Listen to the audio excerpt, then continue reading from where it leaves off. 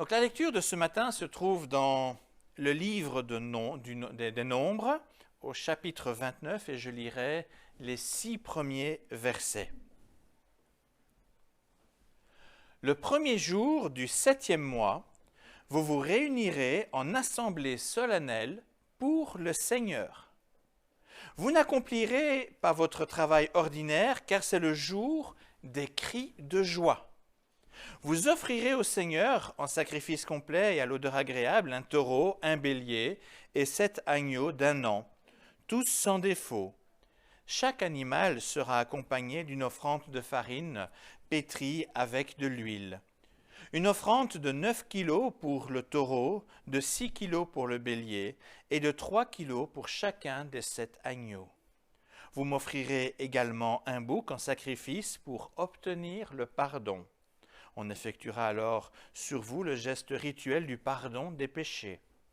Tous ces sacrifices s'ajouteront au sacrifice complet quotidien et au sacrifice complet du premier jour du mois, accompagnés des offrandes de farine et de vin habituelles. Le Seigneur appréciera l'odeur agréable de ces sacrifices consumés. Donc après avoir vu toutes les autres fêtes juives au cours de la liturgie, il me reste encore une fête à examiner. Une fête que je souhaite mettre en parallèle, en écho avec notre culte festif de rentrée. Donc il s'agit de Rosh Hashanah. Dans le judaïsme, elle fut fêtée il n'y a pas longtemps, entre le 6 et le 8 septembre, si je ne me trompe pas, de cette semaine. Alors littéralement, Rosh Hashanah, ça signifie tête de l'année. C'est un peu l'équivalent du jour de l'an administratif qui se distingue de l'année religieuse. Vous avez pu entendre dans le texte, il était dit le 7e mois, le premier jour du 7e mois. Mais les mois, eux, sont par rapport à une année religieuse, mais il y avait une sorte d'année administrative qui commençait à Rosh Hashanah. Alors, au premier abord, cette fête semble la moins religieuse du calendrier juif. Et pourtant, elle se trouve bien dans ce calendrier proposé en Lévitique 23, tout comme les autres fêtes que nous avons évoquées au cours du culte. Alors, outre ce que nous avons lu dans le livre des Nombres, Lévitique 23, au verset 24 et 25, nous donne 2 versets au sujet de cette fête, versets que je vous lis également. Communique ceci aux Israélites. Le premier jour du 7e mois, vous observerez un jour de repos, un jour de souvenir et de cris de joie, marqué par une assemblée solennelle pour le Seigneur.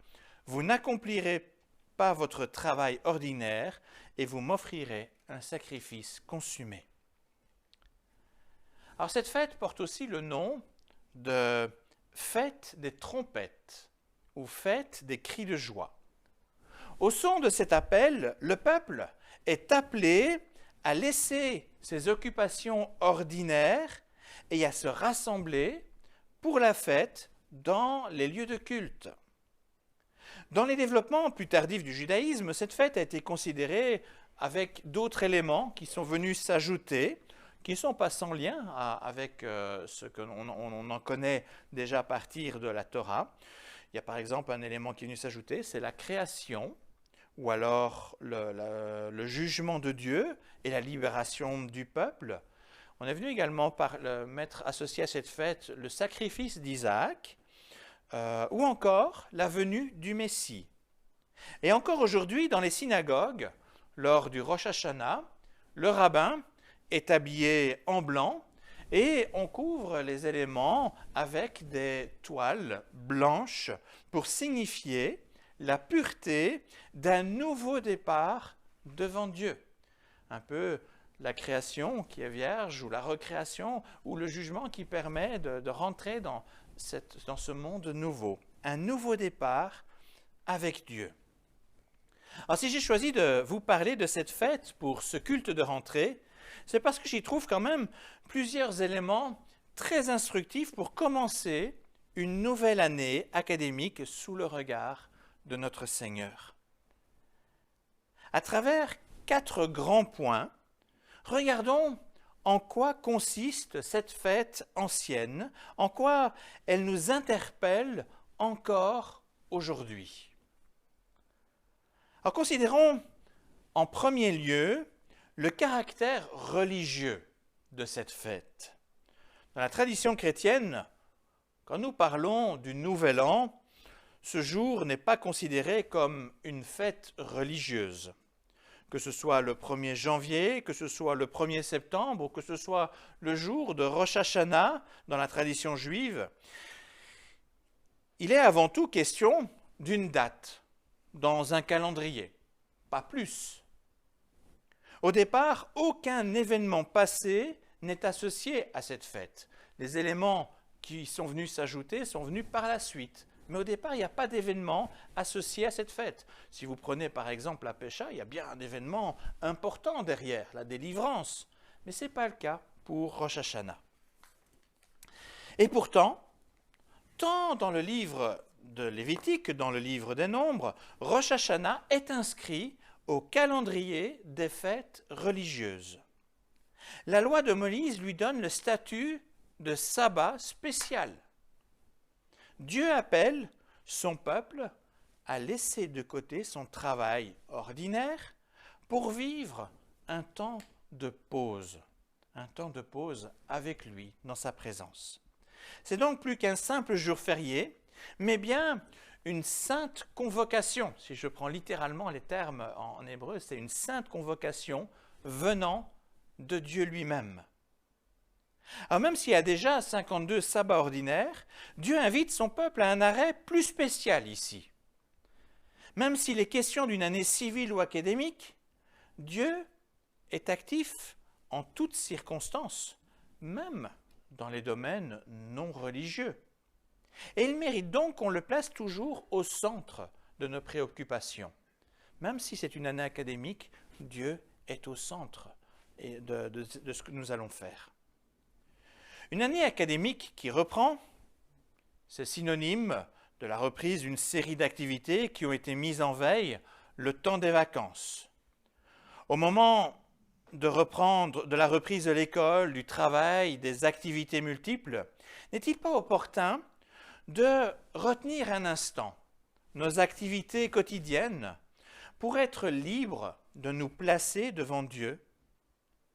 Nous n'avons pas un Dieu qui s'occupe que du salut de notre âme ou de notre vie spirituelle. Il est aussi agissant dans tous les domaines de notre vie, surtout quand nous le laissons agir selon sa volonté. N'est-il pas écrit dans le livre des Proverbes, c'est en Proverbe 6:1, « Les humains forment des projets, mais c'est le Seigneur qui a le dernier mot. » Alors que celui qui veut être sage médite sérieusement sur ce verset.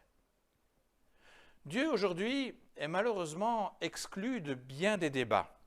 Il est ignoré dans la plupart des domaines. Et il est si souvent cadenassé uniquement à la sphère spirituelle. Et on veut même cadenasser cette sphère spirituelle uniquement à la vie privée. Mais l'être humain peut-il vraiment museler le Seigneur? Le sage n'entamera rien sans considérer la place centrale de Dieu dans tous ses projets, dans toutes ses activités. Et pour que le sage puisse agir sans précipitation, chaque année, Dieu lui offre cette journée spéciale. Quand Dieu ordonne un jour sans travail, cela signifie qu'il s'engage à notre égard à nous donner les autres jours suffisamment pour que nous ne manquions de rien, même si nous ne travaillons pas ce jour particulier. Rosh Hashanah est une fête religieuse car c'est avant tout un cadeau qui nous est donné par Dieu pour agir avec sagesse. Il nous offre un jour, au-delà des autres jours ou des autres fêtes, un jour particulier pour que nous puissions avoir le temps de réfléchir avec sagesse par rapport à l'année qui s'ouvre devant nous. À nous, maintenant, de profiter utilement de ce cadeau, de cette journée qu'il nous donne. Le deuxième point qui apparaît dans la prescription de cette fête est l'appel au rassemblement solennel. Rosh Hashanah se caractérise par l'appel sonore qui retentit dans toutes les oreilles afin que personne ne soit oublié. Le verbe hébreu employé pour parler de cet appel est le même pour signifier une grande clameur de joie, ou encore pour signifier un appel par la trompette ou le chauffard, c'est la corne de bélier creusée dans laquelle on souffle pour envoyer un long son, un appel donc dans le chauffard pour rassembler le peuple afin qu'il se mette en ordre de bataille. Quand un ennemi arrivait, qu'il fallait rassembler tout le monde, on sonnait dans le chauffard, on appelait le peuple. C'est le même verbe aussi qui est utilisé pour la fête de Rosh Hashanah. La tradition juive a même dit que ces sons étaient là pour gêner Satan, comme pour rappeler, oui, on est là, on se rassemble face à l'ennemi, mais on n'oublie pas que Satan est là, l'ennemi, notre ennemi. Et c'est de ce verbe que viennent en fait les noms de la fête des trompettes ou la fête des cris de joie. Si on veut fêter Rosh Hashanah, on pourrait hurler de tout notre cœur. Alors cette fête nous rappelle l'importance de nous rassembler, de nous mobiliser. La foi ne se vit pas seule dans son coin. Dans l'Ancien Testament, Dieu s'est choisi un peuple. Dans le Nouveau Testament, Dieu s'est constitué une Église. Ainsi donc, on a là deux réalités communautaires. On voit que la première relation de Dieu avec l'humanité est avant tout une relation avec une communauté, avant d'être une relation personnelle. Beaucoup de bénédictions que Dieu donne à ceux qui le respectent sont données par l'entremise de la communauté dans laquelle Dieu vient souffler son amour.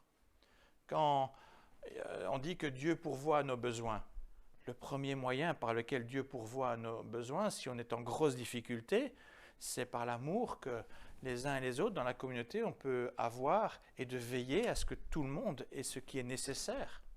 C'est Dieu qui répond à la prière de cette manière-là, par la communauté. Bien sûr que tout n'est pas parfait dans une communauté, car nous sommes bien sûr pécheurs. Cependant, seule la vie avec la communauté permet d'acquérir plus de maturité d'amour pour les autres.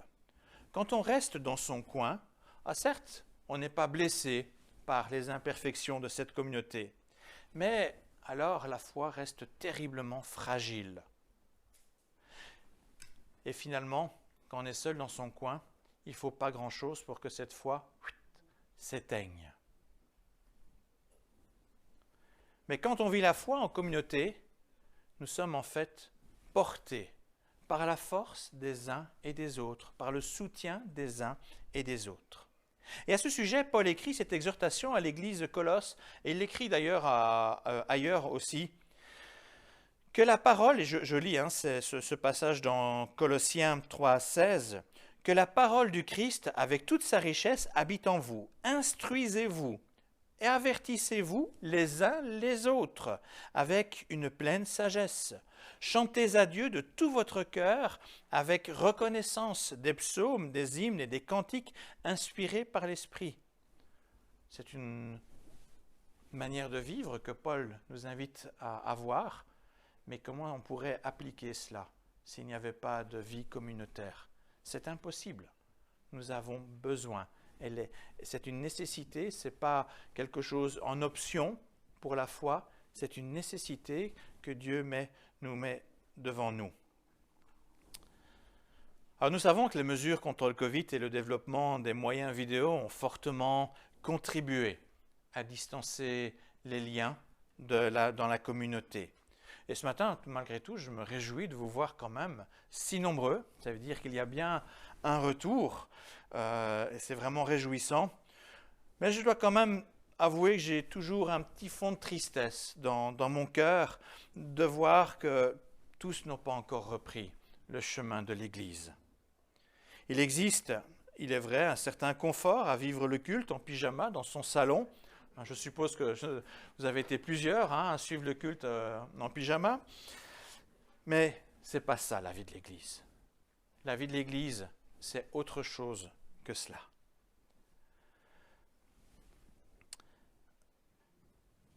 Cette semaine, j'ai été assez sidéré de voir sur des réseaux sociaux une publicité d'un magazine se disant chrétien avec un appel voguant sur la vague des mesures anti-Covid.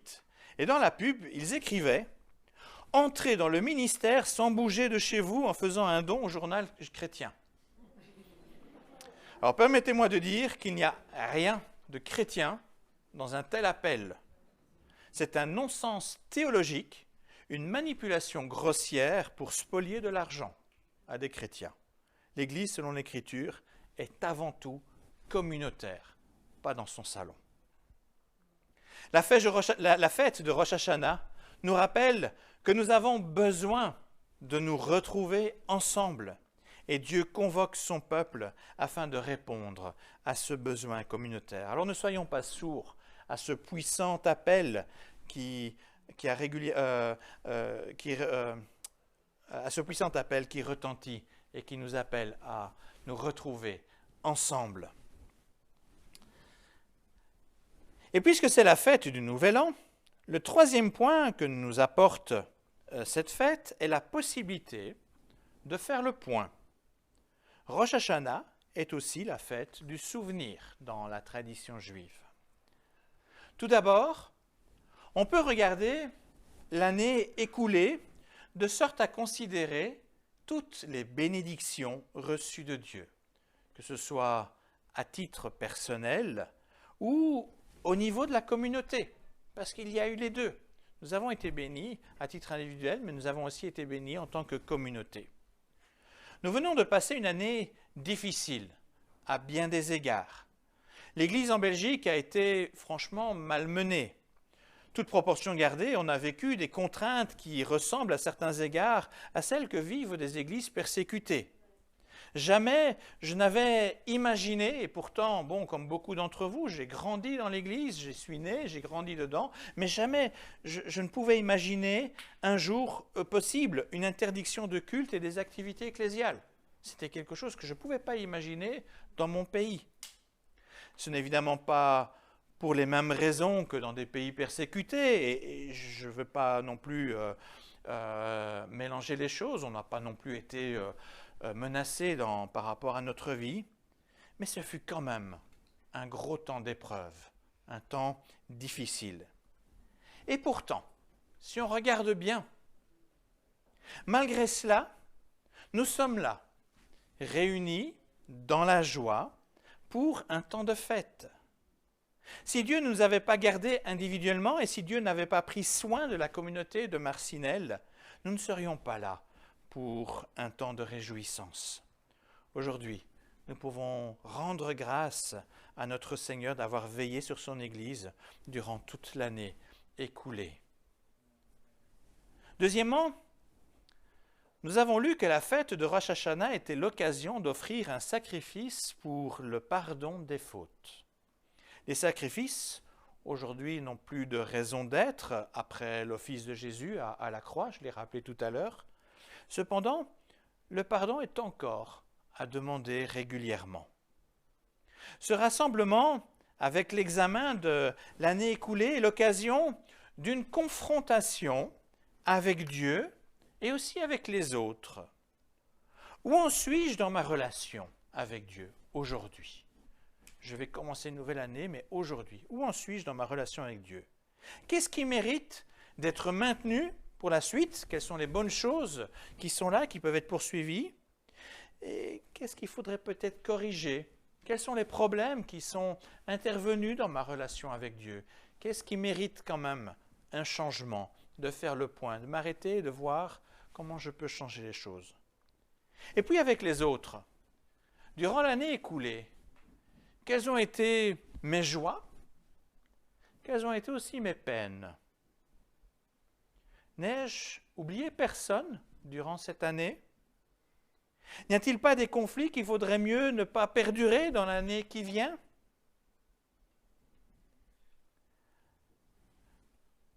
Troisièmement, en marquant un petit arrêt pour faire le point, Dieu nous offre la possibilité d'un meilleur départ vers la suite.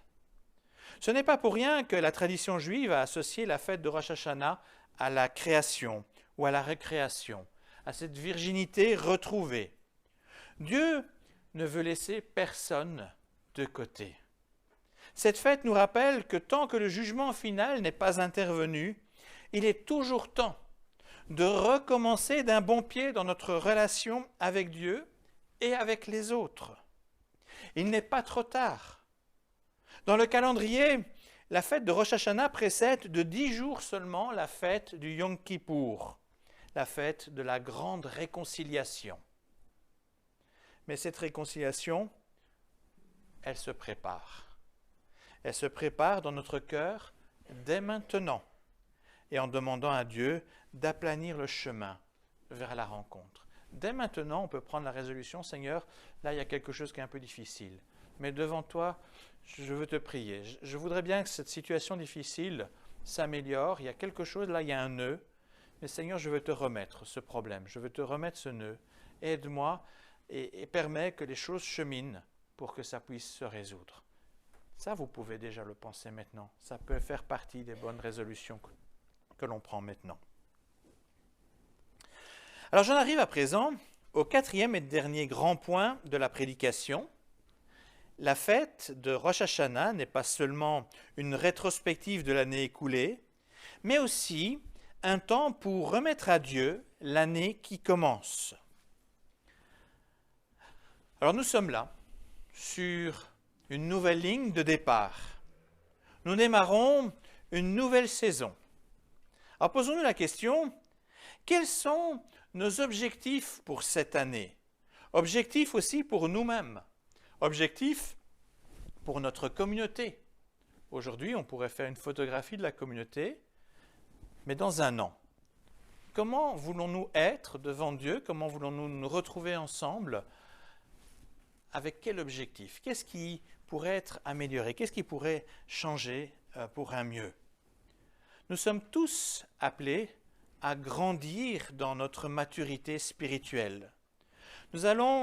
Mais allons-nous nous donner les moyens pour y parvenir? Vous savez, grandir dans la maturité spirituelle, ça ne va pas se faire comme ça. Ça nécessite une certaine discipline, de certains choix de notre part.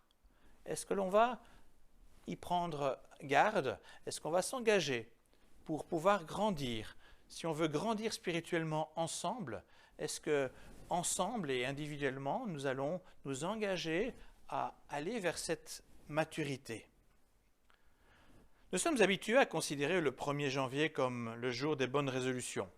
Et les bonnes résolutions au 1er janvier, c'est perdre du poids, se remettre au sport, peut-être prendre moins de temps sur Internet, inviter davantage la famille ou les amis. J'essaye d'imaginer qu'est-ce que pourraient être nos résolutions au 1er janvier.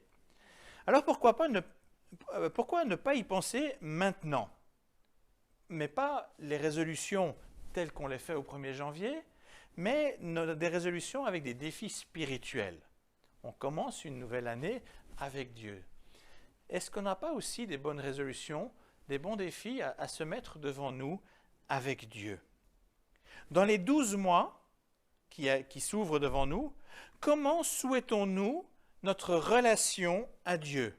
Et comment souhaitons-nous notre relation aux autres?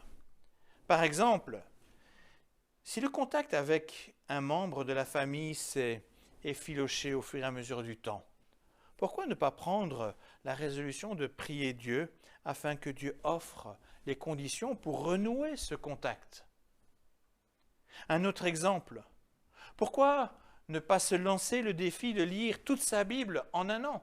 Il y a un très très bon outil, je ne l'ai pas ici, mais si vous voulez, je peux vous le montrer après. La Bible en un an. Je vous assure, c'est extrêmement boostant, instructif. On ne comprend peut-être pas tout, mais on s'imprègne quand même de l'ensemble du récit biblique. On a l'habitude de lire par petits morceaux, mais il y a quand même une cohérence globale qui vaut la peine.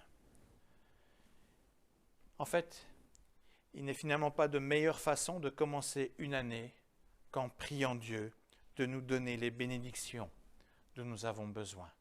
Nous allons ouvrir une année. On veut se placer devant Dieu. Seigneur, il y a des choses que je veux changer, mais je veux aussi que tu sois présent au cœur de cette année. Je veux que tu sois là dans mes besoins. On peut prier le Seigneur pour cela. C'est pourquoi, en guise de conclusion, je vous propose un bref temps de silence pour avoir un temps d'introspection, pour examiner ce qui mérite d'être changé dans notre quotidien et pour remettre à Dieu nos projets pour l'année académique qui s'ouvre devant nous. Et après ce petit temps, un bref temps de silence, je prierai.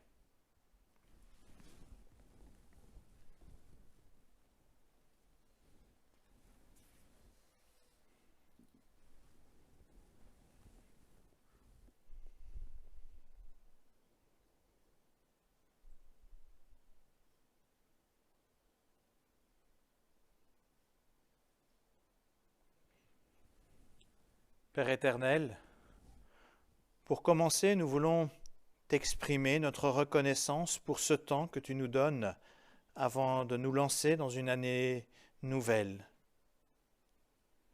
Merci de nous rappeler que nous ne sommes pas seuls dans ce monde. Tu nous accompagnes chaque jour et tu nous as donné une famille spirituelle pour nous aider mutuellement. Apprends-nous à ne pas négliger la richesse de la vie communautaire. Si cela s'avère nécessaire, viens bousculer le confort qui nous empêcherait de nous remettre en route vers l'Église. Ensemble, nous voulons faire monter vers toi nos cris de joie et de fête. Par ta miséricorde et le sacrifice de ton Fils Jésus, ne considère plus nos fautes passées. Accorde-nous le pardon nécessaire à un recommencement. Avec l'aide de ton esprit, redonne-nous courage pour poursuivre ce qui porte du fruit et courage de changer ce qui est contraire à ta volonté sainte. Donne-nous la clairvoyance de nos entêtements et la force du renouveau. Et pour terminer, nous présentons devant toi ce qui va nous occuper tout au long de cette année, que ce soit à l'école, au travail, dans l'église, dans les clubs et les associations dans lesquelles nous pouvons être actifs. Que jamais nous n'oublions de te garder à la première place, mais qu'en toute chose tu bénisses notre travail et notre engagement. Regarde ton Église ici à Marcinelle avec bienveillance, que chacun ait à cœur de mieux te connaître. Nous sollicitons ton aide pour partager le trésor d'espérance que tu as mis en nos cœurs, mais aussi ton aide afin que nous-mêmes puissions approfondir notre foi en toi et notre désir de te plaire par une juste conduite. À toi seul la gloire pour les siècles des siècles. Amen.